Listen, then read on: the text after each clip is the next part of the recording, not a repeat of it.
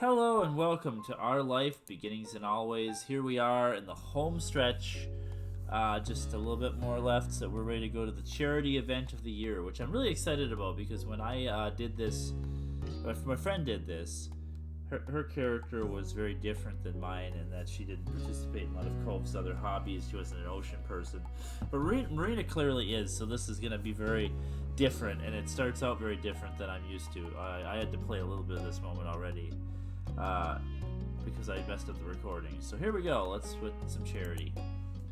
Cove pushed himself back to his feet from where he'd been bent down in the sand, stretching out his back and groaning softly. So I'm not gonna be reading it good, even though I've already just read it. Also, take note that they made an entirely different beach scene for this moment. They probably used it other places, but I don't remember. A tired breath slipped past his lips as he wiped his brow, looking out over the shore. It looks great. He stood beside him, joining in the surveying of the sand that almost seemed to sparkle. The surveying of the sand that seemed to sparkle beneath the midday sun, huh? The two of you have been out on the beach since sunrise, cleaning up and down the beach looking for various debris, and the work had paid off. Using a hand to shield your eyes from the blinding rays, you glanced across the way where the other volunteers from Orca were gathered. They were easily recognizable by the high-vis vests they wore that Cove was not wearing. It looked as though everyone was about ready to wrap things up for the day. I'm happy to see it in a better state. It was pretty sad looking when we got here. The beaches of this town were practically your own personal backyard, and you visited them a lot. It felt good knowing you were helping to take care of them. Too bad not everybody sees the joy in putting trash where it belongs. Oh well. Cole placed his hands in his hips, a pleased grin at the corners of his mouth as he admired the work you'd both done. You began to realize during your time for volunteering for the organization how seriously Cove took his service. It was easy to see that it was something important to him. You were equally invested and always gave your best efforts. You enjoyed the work and mostly wanted to have a good time. Miranda was right, you volunteered because it was a good reference. You didn't want to be there, but you didn't know how to turn it down. Ha! Miranda was right. I like that. Nah, you were equally as invested. It was important that the ocean you grew up with was protected. It had always been a big part of your life, and you felt that at least you could do was give back to it in some way. Hey, nice work, Marina. Thanks. It's been a good year so far. It's crazy to think it's almost time to push the big event. Yeah, the big one. Oh man, it's crazy to think that. It's been a good year so far, right?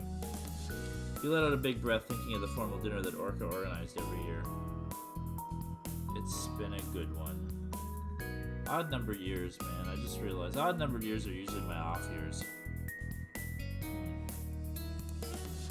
Being a completely fundraising-focused event for large donors, it was crucial to the organization's projects in the year to come. You had to be over 18 to attend, so this is your first opportunity to actually see it in person.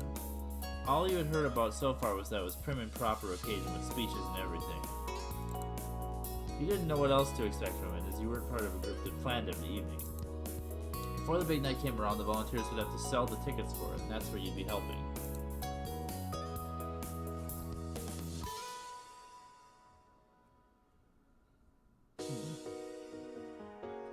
I'm curious about the night. I think would she be excited to go to something like that? I don't know. She wouldn't be nervous. She's curious about the night. It might be fun. Never been to a professional type party. Cove nodded, though he still seemed reluctant. I just don't feel excited about attending a super formal meal with proper etiquette and stuff, you know? Oh yeah, we know. He threw his arms out to his side, making a bit of a show at how ridiculous it seemed to him. So this version of Cove we got is like this. I like this. Maybe he's always like this? I got sand all over my room and only one nice shirt, and I go barefoot pretty much wherever I can. I'm about to be so out of place. You and me both, brother. Right, I bet you're gonna stay out here. I don't have to worry about manners. You can make it work for one night. Doing something fancy will make it fun. Yeah, you'll definitely see out of place. I don't want to have to worry about manners. The blue responses, I'm just seeing. What if they have more than one fork like in movies and I have to pick the right one? What am I supposed to do then? You groaned at the thought, dragging your feet through the sand, while Cove chuckled at the thought. A small beeping noise came from Cove's pant pocket, and he pulled it out and glanced at the screen. Huh? It's the organizers. They sent a text to the group. Time to call it a day here. Alright, ready to head to our next activity? The organizers of this mysterious upper level whatever. Also, who talks like this? Ready to head to our next activity, chum? Cove tucked his cell away, eagerly turning to you. Let's go over and drop the trash bags off in the trucks. Then we can drive back and join the ticket team. We gotta be there pretty soon to leave them. With a stretch of shore this long, the plan was to switch places with the other team who had been pushing the tickets for the fundraising dinner halfway through. It'd be a full day of work, but it was Orca's largest event of the year, and all hands were on deck to make sure it was a success. You raised your hand for a high five, you nudged your shoulder against Cove, you started pushing Cove to the back to move on the back to move forward. You ran off and said, No, man. High five, we're high fives all the way. Cove's palm slapped solidly against yours and he smiled at you crookedly. You collected the trash bags and spread along the way together, heading off across the beach to hoist them into the trucks before heading off to the next job. The drive back to your neighborhood and making your way to the shopping street was fairly quick, though Cove stressed a little about being late. Luckily, he was able to find a parking spot nice and close to where you needed to be. He jumped out of the car and quickly went towards where you knew the group would be. So we're back to the shopping street even. Wow, so this is going to be a bit longer than my friend's one because she didn't participate in all this Orca stuff and just went to the dinner, and that was already fairly long. This might be 2 videos. Finally reaching the stall that was set up to sell tickets, you stopped for a moment to catch your breath. This is quite the flurry of activity. It would be your job for the rest of the afternoon to help sell tickets for the fundraising dinner, but looking around the street, you saw that there were plenty of potential buyers out today. That would hopefully help to move the tickets along. The stall itself was simple, a portable table with a few plush sea animals, decorations, and a banner stuck across the front. There were 2 volunteers who were already packing up and getting ready to head off to the beach. They both of you a friendly smile as you arrived. So the idea that we're actually manning a stall on the shopping street is pretty cool. Hey, Cove, Marina, how'd things go at the beach? Not bad. It was good. The place is looking great. We're lucky to get 2 for 1 when it comes to you guys. Cove rolled his eyes and gave a hand through his seafoam-colored hair. Ran a hand through his seafoam-colored hair. Here we go again. You laughed it off. That's right, that's us. The teasing rubbed you the wrong way. You shrugged it off. She doesn't... Yeah, this. Because she's not into Cove at all. That way. It was true that you and Cove were together a lot, but that didn't really need to point out like that. You decided it was probably just best to move on and change the topic. Anyway, we're here now. The volunteers made room for you and Cove behind the table while they circled around the front of it. Thanks for coming in for a shift. We better make this quick so we can head off to the next place. No problem. What do you need us to do? We're ready for whatever is needed. Once the volunteers handed you a clipboard with all the details needed to sell tickets, the other tossed a set of keys to Cove, which he caught with ease. Those are for the money box and supply kit. Make sure to keep them on you at all times. Aside from handling the cash for the tickets, there is also a form on the clipboard for the guests to fill in their info. That way we know how many tickets we sold and who will be attending the event. There's a small script beneath it if you get stuck or what to say, or that's about it. Pretty simple, huh? So I did cashiering before, and you have to sell those like credit cards at the stores. They have a lot of retail stores have a separate credit card, and they kind of have a script for that they give you, something similar to this. Uh-huh. I think we got this. Satisfied that you knew what you were doing, the volunteers said their goodbyes and started walking away, leaving you and Cove to manage the stall alone. The keys jingled in his hand as Cove waved them off before he stuffed them into his pocket and his pants for safekeeping. We're bringing in a lot of money. Have fun at the beach. Once the volunteers were out of sight, Cove dropped down to a chair behind the counter with a sigh. We made it here just in time. It's cool we traded places with nothing happening. They might have been late getting to cleanup duty. He leaned back in his seat, getting fully comfortable in the space, and gave you a small smile. You took the other seat, you stayed standing. You took the other seat. Of course we're going to sit down. It was just a simple plastic chair that squeaked when you sat on it, but it gave you a good view of the street. We got things under control. I was so stressed about getting here, things could still go wrong. I'm glad this works let us at least rest in one Glad this work lets us at least rest in one place. Jeez, you rubbed your eyes tiredly, you return a smile. We got things under control. Look at how well we did with the beach cleanup. I'm sure this will be a piece of cake. Cove grinned wider, his gaze passed as pleased as he smiled to you. I like the way you think. Cove rummaged around the station a little, picking up a stuffy toy orca and holding it in front of his face.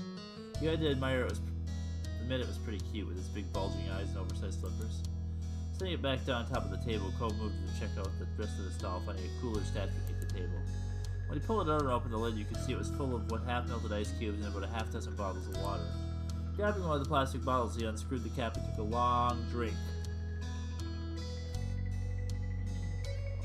Stay hydrated, everybody. Still not, summer's not over yet. You watched the condensation running along the side onto his fingers. So? Do you want one? Cove set his water on the side of the table before putting you on another and holding it out towards you. You accepted the water bottle. I brought my own, thanks. No, I'm not thirsty. I brought my own, thanks. Oh yeah, okay. He pulled out the reusable bottle from the bag you'd brought with you and set it on the table for easy access. Two of you got settled in easily, and you took the chance to look over the paperwork on the clipboard. Cove joined you, leaning over your shoulder to get a better look. Seems like pretty standard stuff, he muttered, and you nodded quietly. It held the general info about the event and the work you needed to do at the stall, as well as the amount of tickets sold thus far and the number of remaining. Just in case this does go to videos. Cove tapped a finger on the counter as he read quietly over the notes, muttering a few things now and then you didn't fully hear. He seemed content to be there, and you were sure that the afternoon would pass by quickly. When he glanced out towards the crowd and made a small sound, you followed his line of sight to see the potential supporter was on their way over to the booth. You psyched yourself up. You were feeling anxious. It was time to do customer service. You tried to relax for a bit. This is gonna be a pain. You tried to relax. You psyched yourself up. You tried to relax for a bit. All in all, it was a pretty easy task, and you were sure that you and Cove were gonna do great. You gave the customer an easygoing smile, casually flowing into a conversation. Time passes. The two of you managed the stall, and as people approached, your sales pitch would either of them asking for a ticket or two, heading off mumbling maybe next time. All in all, you managed to sell a decent amount of tickets, and you could tell that Cove was happy with the outcome. As the afternoon drifted along, 6 p.m. arrived, time to pack everything up and head home for the evening. Your work with Orca was far from over, but right now there was only one thing left to focus on, attending the actual event. So, this is kind of neat that they, the passage of time in this one actually makes sense. We're doing a hard day's work, man. The days continued on in a normal flow, and before long, the night of the Orca fundraising dinner was upon you. Oh, that's right, we just get time skip here. It's not that same day. It's just like several days later. Also, I don't remember if we commented on this before, but suddenly there's a bunch of skyscrapers out my window, which is weird. Like, I'm guessing Lizzie's house is a room is on the other side of the house from where our old room used to be, but it's just weird. Like, I didn't think we lived in this big of a town. It was early evening and you were in your room getting ready as the minutes ticked closer and closer toward the time you needed to leave. You wanted some privacy, so you had locked yourself away in your room. Liz was helping pick out an outfit. Cove was on speakerphone. Liz was helping you get ready while Cove was on speakerphone. I think just Liz, right? I don't think that she would... So Marina wouldn't have enough sense by herself to pick out an outfit. I'll be absolutely honest. She would definitely rely on Liz for this. And I don't think she would have Cove on speakerphone while she did this. The blue ones are very, I see. Interesting. You stood... Oh, wow, no hat, because we're indoors. You stood in front of her, considering different items while she sat on the edge of her bed, lips pursed tight. She'd given a firm yes or no to each item you showed her, which had now reduced your options down to a small pile to choose from. The event had strict guidelines, and you wouldn't be let in unless you were dressed to code. That meant having to find a truly professional outfit and one that you were also happy with. Oh! You know, here I was thinking Marina was going to be able to show up to this in casual clothes and be an idiot. But she's still going to be an idiot, don't worry, but I forgot that you were forced to follow a dress code for this. You were happy with the chance to dress fancy, you wanted to be practical, but you weren't happy about having to dress up. You weren't happy about having to dress up, yeah. Fancy clothes were always stuffy, uncomfortable, and just totally unnecessary. Your lips puckered into a frown as you rifled through the options to the entire side. Liz chuckled at the look on your face, which was anything but pleasant. I'm telling you this nicely, as your older sister and all. Suck it up. This event is the real deal. You're gonna look amazing for one night, and then you can come back and run around your birthday suit for all we care. Yep, This is the right way to go about this. Look at Lit. I never. Oh, that's my beach ball behind her. It's weird. I was just seeing the other colors there. It was kind of weird. Oh, aren't you helpful, Liz? Don't push me, Liz. You laughed a little and shook your head. Oh, aren't you helpful, Liz? You rolled your eyes sarcastically and pouted. You knew you needed to make a decision. You didn't appreciate the way Liz was pushing you towards it. Sorry, I'm only trying to get this done.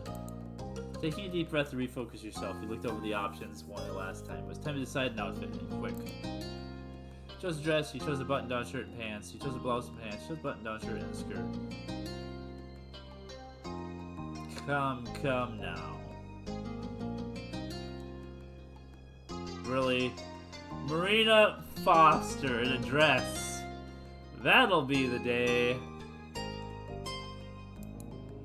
Liz nodded in approval, clapping your hands so you're satisfied. Good. Finally, we're making some progress.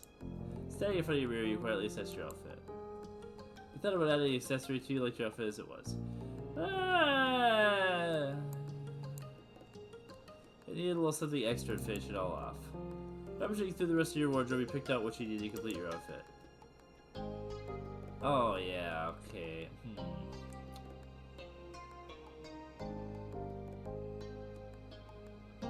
I'm looking at this and I'm thinking maybe a bracelet. She would be kind of a bracelet person, I guess. I don't even know if she has pierced ears, if I'm honest. And she's not gonna do this, or like... But she's also not masculine enough to wear like a tie or a, you know, I don't know. A bracelet though. Just let the bracelet on your wrist to make sure it was sitting there properly. And that was it. And with that, you decided to apply makeup. Yeah, you were ready to go. You think this. Finally, you were dressed and it all come together. Cove sent through a text saying he was heading to the car. Sent through a text that he was, heading to the car would see you in a bit. When you looked at Liz again, she had a goofy smile pulling her lips. You look very nice, Marina.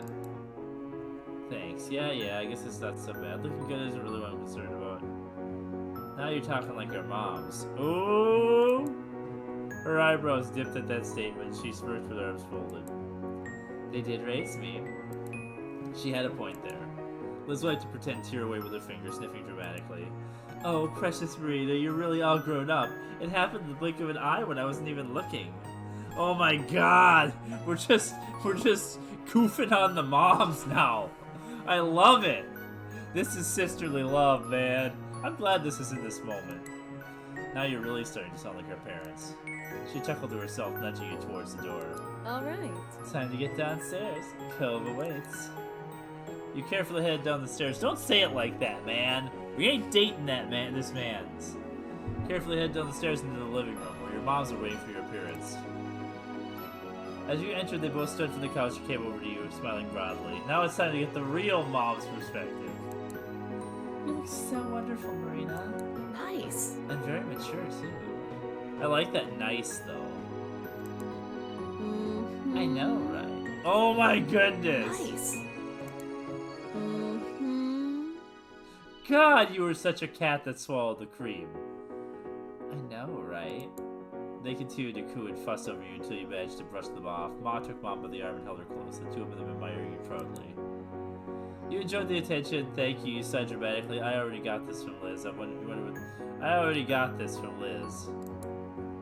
I don't need it from you, too. You'll have to get used to it one day, Marina. You're the baby of the family forever, after all. Ma came in to give you one last hug, and before you knew it, another pair of arms wrapped around you. And then a third, both Mom and Liz giggled, they hugged you tight. We hope you have so much fun tonight. Have fun. We'll wait up for you. Stay out as long as you need. You're old enough now. With one last wave goodbye, you left your family and approached the front door. It was time. Stepping out into the night, you closed the door behind you gently and looked out across the street. Cove was standing there as expected next to the garage of his house, tapping away on his phone. He's looking up the side of a door closing. I think, oh, that's kind of a bluish. I was about to say Baxter would be proud of his choice of colors, but that's blue. It's not black. It just looks dark in this light. Hey, Marina. Hey, stranger. I barely recognize you. You took the chance to check out his outfit as he walked across the way to meet you. It was formal for sure, though it didn't feel overly posh. It made sense for him. He looked over as well, a big smile on his face. I have no idea how you managed to make such amazing transformation. He chuckled as you nudged him off the arm, rolling your eyes at his teasing. Felt shy of it. Yours was nice too. Damn, Cove, you're so hot right now, you said teasingly. Oh, yes. She's not above this. Damn, Cove, you're so hot right now. Yeah, well, hope you take it all in while you can, because there's a good chance you won't be seeing me anything like this again. Yeah, boy, it's a good thing. You know, it'd be fun. This would be all ironic if I was actually doing the wedding moment. This. You laughed as Cove pulled out the collar of his shirt, making an uncomfortable face. You laughed at the reaction. Wait. You laughed, and then you laughed. He shook his head, glanced backwards toward the garage, and throwing a thumb over his shoulder, he spoke. Come on. We should probably get going. Wouldn't want to be late for such a grown-up event, right? Yeah, let's go. You headed over to Cove's car together, hopping in and strapping your seatbelts. You were on your way. They can't change it even if you know how to drive, I guess. You always drive your Cove. The event was being held at a place you'd never been to before. You brought up the location on your phone to help Cove navigate there. It took some time to find the right address, and once you were there, you met with the task of finding a parking spot. Though you were on time, it seemed like everyone else had already showed up and claimed the spaces. Isn't that how it always goes when you go somewhere? Eventually you found a suitable place before realizing that it required payment. Cove covered the amount, taking a ticket from the machine and leaving it on the dashboard of the car. Yeah, if you go to a city anywhere, right? Oh, wow. Now, I don't remember what this looked like when my friend did it, but I don't remember it looking like this. Huh. I remember there being more ocean, but we're seeing all the like the napkins, the little things. Seeing those at like a lot of wedding receptions and stuff I've been to have had this kind of stuff. Wow, this is the whole thing, the whole place. You also, you know what? They didn't know. This is pretty similar to the reception hall if you do the Baxter moment planning, but it's not the same. Despite the small holdup, you managed to ultimately make it to the event and confirm you were on the guest list before being shown into the dining area. Cove whistled low as he looked around, taking in the extravagance of the room. Chandeliers hung from the ceiling, and the entire place was decked out with beautiful oceanic displays. Okay, I know I just said that, but I also just read chandeliers, like the Pokemon. Even though it says it clearly says chandeliers. Although, it's more like you were stunned yourself. It was extremely high class, even more so than you already expected. It is so nice. This is the best looking event I've ever been to. It's way too frilly for me. It's so overdone. Could be worse. You didn't comment. It's way too frilly for me. Looking around, you took in the weight. Everything was decorated. No expense spared. There was an air of stuffiness in the room that you didn't really care for. We are going to be such gutter trash at this, and I'm so excited. The sound of your names being called out echoed over the dim room. When you looked around, you recognized a couple of the organization leaders looking your way. They approached you both in greeting, giving you a welcoming smile and a hello. Oh boy.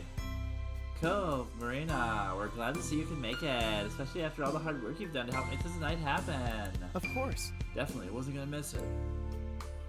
Hi. You say that as if you had a choice? I wouldn't miss it either. Hello, I'm thrilled to have made it. Hello, I'm thrilled to have made it. I wouldn't miss it either. It's a big night. This is a big night. 6 friends and here to show you how this is a big night. Of course, we had to see what we're working towards. Well, thank you for being a part of the team. You're always welcome to help us out with activities whenever they come up. Thank you. Cove shrugged then, eyes darting around the place with an awkward look. So, I guess we should talk to more people. There isn't much else to do at an event like this. You found your way into groups of people who were standing around chatting while some light music played in the background. Servers with large silver trays were gliding between the guests, offering drinks and canapes? I don't know how you actually say that. It's weird. But, yeah, so it's funny that this comes up, actually, because I'm just thinking about this now. I'm kind of planning to go to something like this. The airport where I work does a gala every year that I can only imagine is kind of like this, and I'm going to probably try to go this year. And I was just thinking that it's going to be just like this. where it's like there's nothing else to do but like socialize with people that you don't know very well and eat little hors d'oeuvres and feel awkward. Oh boy.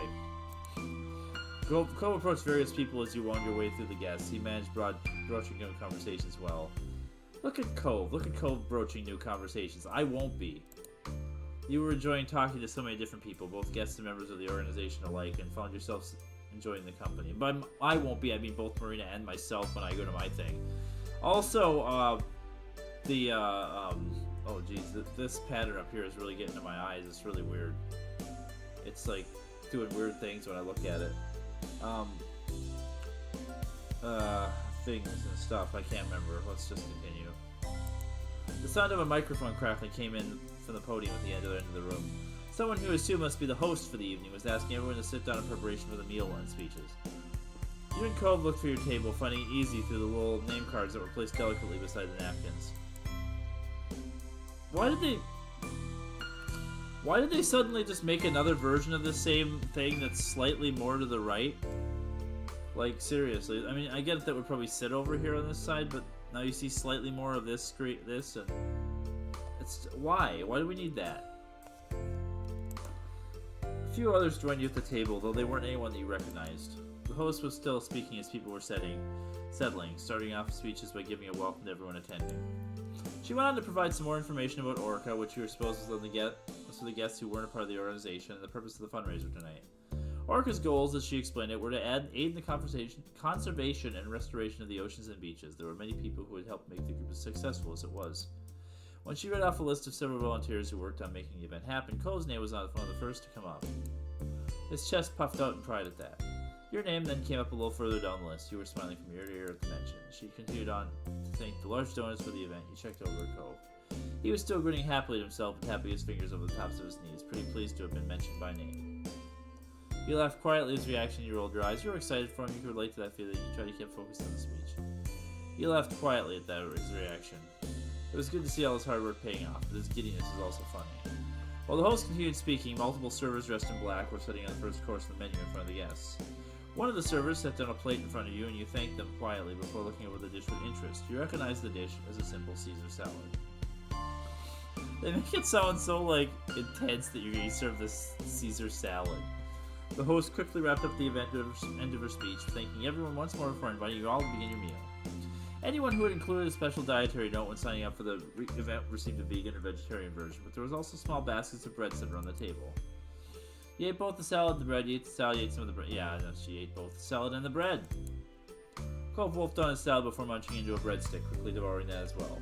I've been to plenty of functions like this now that I think about it. It's really weird to think about this. They consider this super fancy, but it's something I used to do all the time. I hope the next part comes out soon and is bigger. You could hear him mumbling to himself as he reached for another piece of bread. He glanced around the table and you followed his line of sight with curiosity, knowing that everyone else was still eating the salad.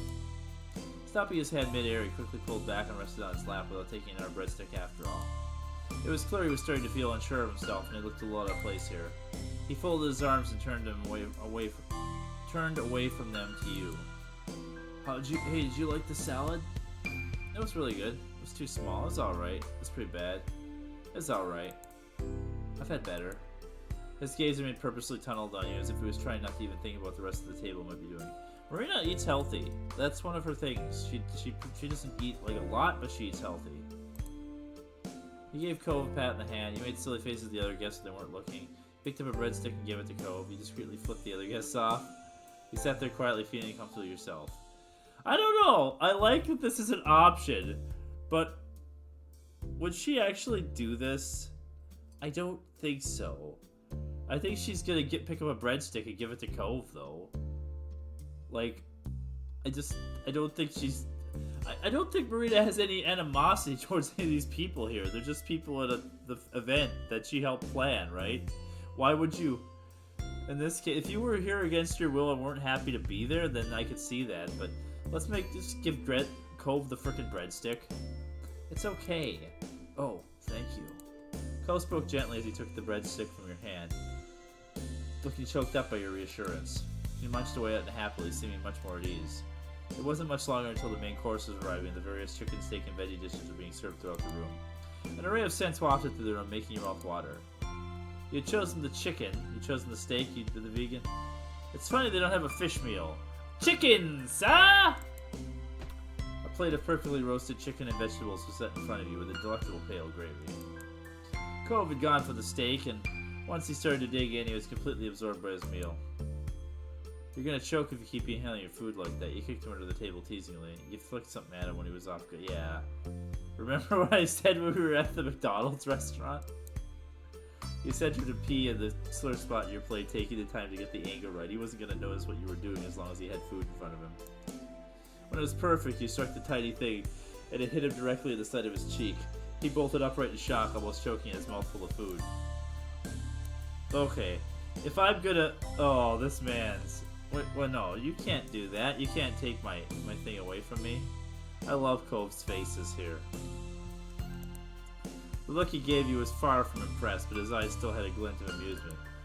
You threw your gaze away from him instantly, as though you'd done nothing at all. When you peeked to see if he'd gotten off scot-free, he rolled his eyes and returned to his meal. He chuckled lightly beneath your breath, and he did the same, though thoroughly. You chuckled lightly beneath your breath, and he did the same, thoroughly entertained. Dinner eventually ended, and the last of all was dessert, a lemon sorbet that had been partially dyed blue. The mix of white with bold streaks of blue made the little scoop look like a ball of roaring ocean waves. The effect was very pretty, but the serving size was small. Perhaps it was the price to pay for artistry. He turned to Cove to find it pouting a little at the sides of it. Digging into the dessert, it took him only a few bites to polish it off. Again, the other people around the table had barely even begun eating. An unimpressed air settled over him, and he sat back in his chair, sipping at his water unhappily. You should appreciate what you got. You laughed at his moping. You're such a big baby. We can get more dessert later. You cleared your throat. We can get more dessert later. He gave him an encouraging smile. He looked up at you sheepishly, embarrassed to have been caught sulking over such a thing. He fumbled for a defense. I mean... It was just really good. That's all. Now it's gone. But I'm okay. With a slight grin, he shrugged to show he was really fine. Would you like a bite of mine? Did you want my dessert? Alright, Cove. Do you want my dessert? He pushed the dish towards him, and his eyes widened in surprise. He looked at the dessert and then back at you, wordlessly asking if you were really sure. It's okay, you can have it. He hesitated a moment before pulling the sorbet in front of him, a small smile tugging his lips. Thanks. You're welcome. He scooped up a spoonful of the treat and put it in his mouth, humming happily. He felt satisfied knowing he enjoyed it much more than you would. He leaned back in your chair, looking around quietly. Yeah, like, she don't need that crap in her diet. But also, it's not, the whole point is not we're being kind to Cove. It's more like she's being like, F this. In case you haven't gathered my reaction. After a moment or two, you felt Cove giving you a sidelong glance. He then took another spoonful of the faux ocean and held it out for you. You didn't need to. No. No thanks, I want you to have it.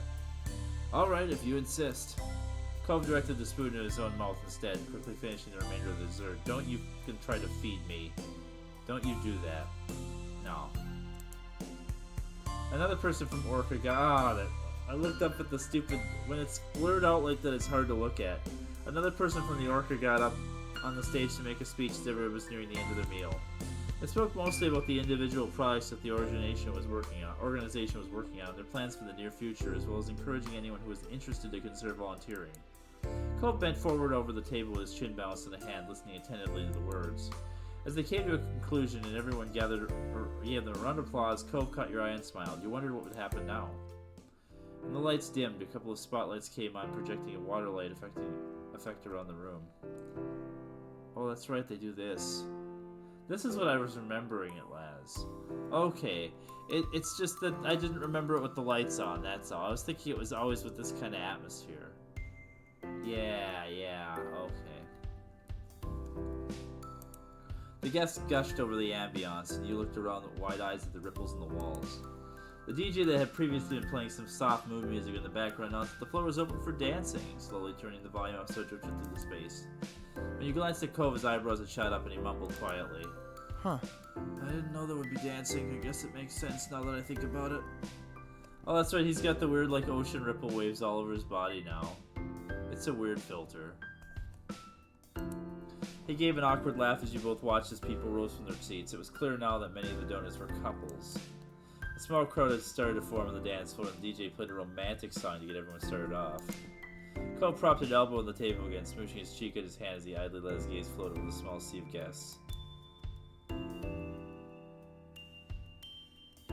Yeah. No. We ain't, no. She's not dancing to this.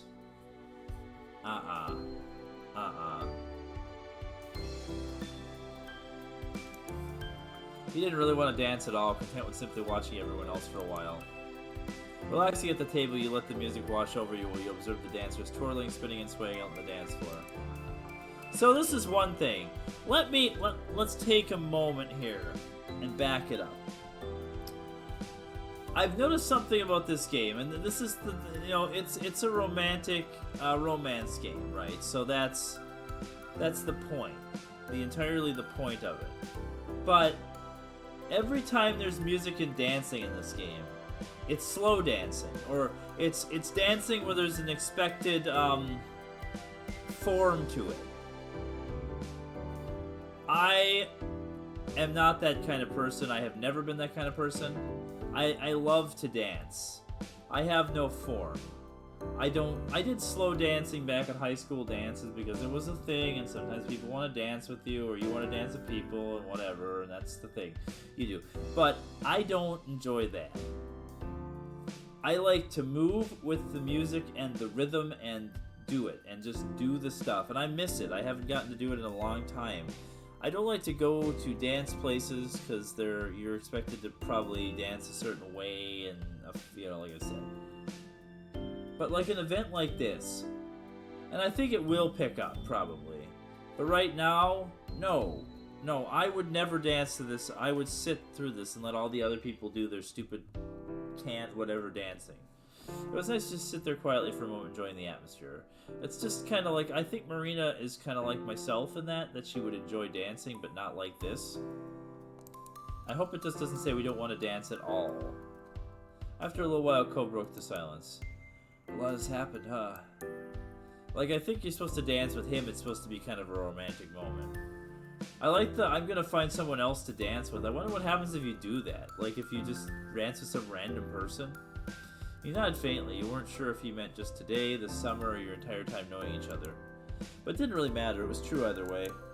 Thinking back on the years that you and Cove had been neighbors, it was difficult to try to even reflect on it all at once. It's so weird that we're doing this now. I'm so glad. Glad we ended up here. He gave you a soft look and you beamed, knowing that that could also mean many things. But from his tone, you were certain he didn't mean only here at this event. It was more than that. There's nowhere else I'd rather be. So am I. I think we have to tell your dad thanks. He couldn't even speak. He chuckled happily at the two of you had been long adventure you've been on.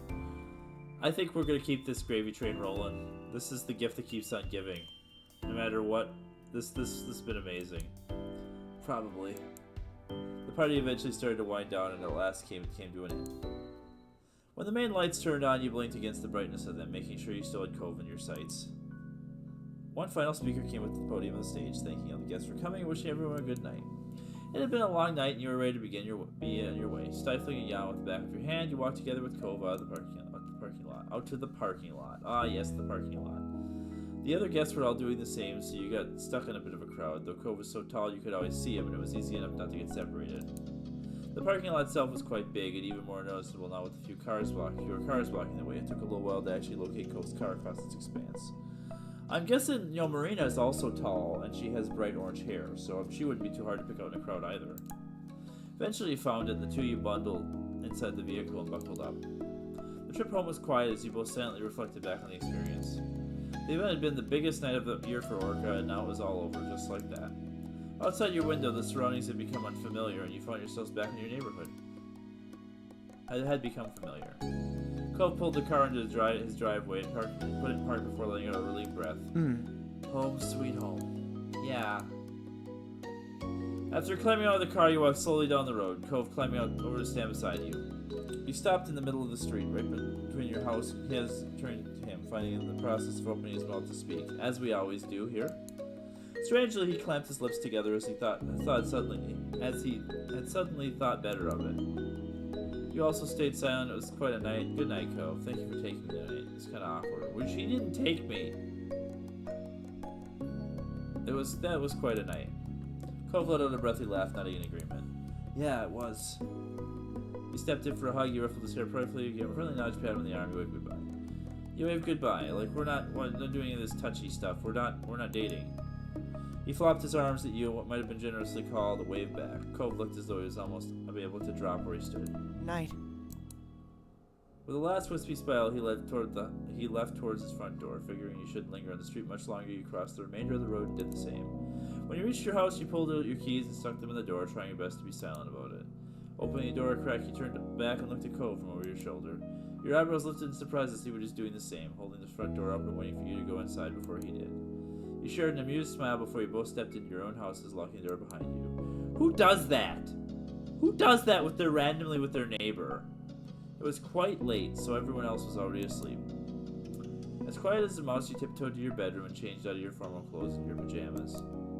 Now that you were finally home, you were exhausted. You brushed your teeth and got ready for bed in darkness before crawling under the covers and letting out a heavy breath. It was still strange to think about how that was it. The build-up to the event had felt like so much, and now it was completely behind you. Your mind was busy with rapid yet muddled thoughts, and you faded closer and closer to sleep. An unconsciousness creeped up on you, and you felt more content. It was a big deal, and there'd be more like it in the future. You could accept what it had been, and you could dream about what you had got to experience next. And then you were taken away from dreams right back into reality by a sound. Your eyebrows pinched together, fully unprepared to be part of the waking world again. Today was over and had been an eventful one, and of course Cove won't let it end. But you heard another noise. It was a tapping. Your eyes flew open. The window. There was a tapping that came through your window. Why? What I don't understand. I didn't remember it being this moment where he's so needy. Don't call him needy! Cove Holden. You slowly forced yourself to get up. You let the guy in. You rushed over to him. You slowly forced yourself to get up. You pried yourself out of bed. Your blanket was flung back. You rolled and then sank to the floor.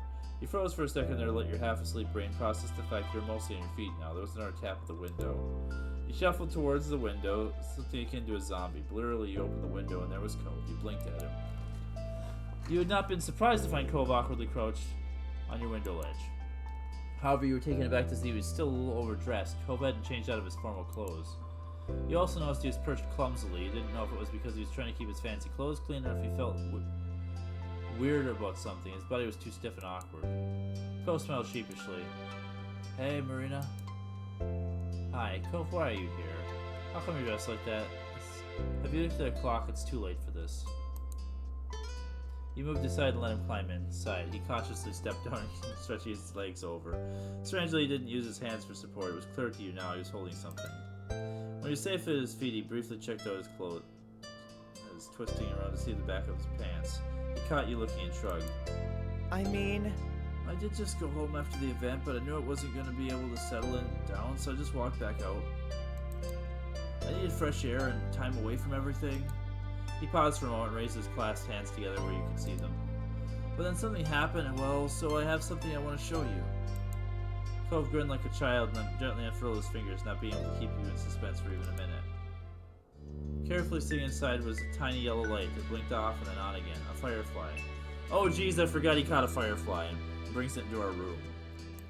Delicately, he moved his hand closer so you could see the creature better. His hand is probably the right size now. It's at a weird angle here, but, you know. Like, I don't think I can even angle my hand like that. No, I can't. Good job, Cove. That is so weird. They're back. He closed his eyes, his smile now faintly illuminated by the insect companion. Remember the first time I caught one? I always will. I could barely manage anything because of that neon pink cast I was stuck with all summer. This is so cute, but I'm not going to use this as the background, but it's really cute.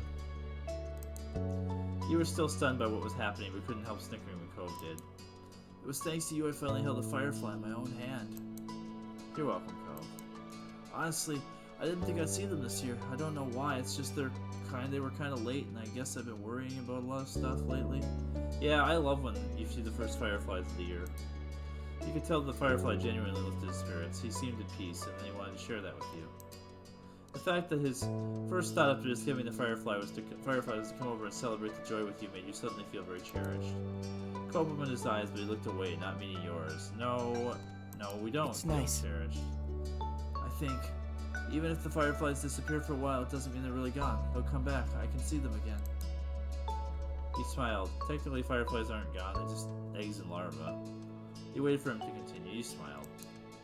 And then you looked at the firefly keenly. There was definitely something poetic about them. You felt a warmth in your heart. Cove looked at your face, his smile not fragile. It always makes me think about the two of us. We're together, then we say goodbye, and we're together again. Day after day, year after year, and...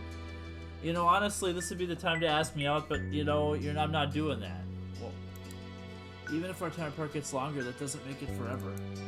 Marina, I'll always be there, wherever you want to see me. I've never had a friend like this that was as clingy and touchy-feely as Cove. Like a friend. Not a boyfriend, like a friend. Cove, I'll always be there for you too. Come on, Cove, you're being sappy.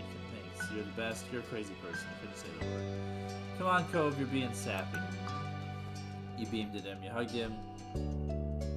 You beamed at him. I guess if we have to pick one of these, she would still be like, why do we gotta do this now? He smiled back in return. You let the moment be, content and happy. We went through a whole day, and she's exhausted. And this man wants to throw her a frickin' bug and talk about how it reminds him of you too, and no. Cove chuckled. Suddenly there's way more light in the room. Suddenly shy, then you put an arm around your neck and relaxed into half hug. The firefly suddenly flew off, blinking once and then twice, and it looked for another perch. It went dark, and then you saw it reappear outside your sill of a window. Cove didn't seem to mind. Cove looked at you, affection plain in his face. I thought you were gonna let the firefly go in my room. Hey, do you want to go out the hill? The fireflies are still there.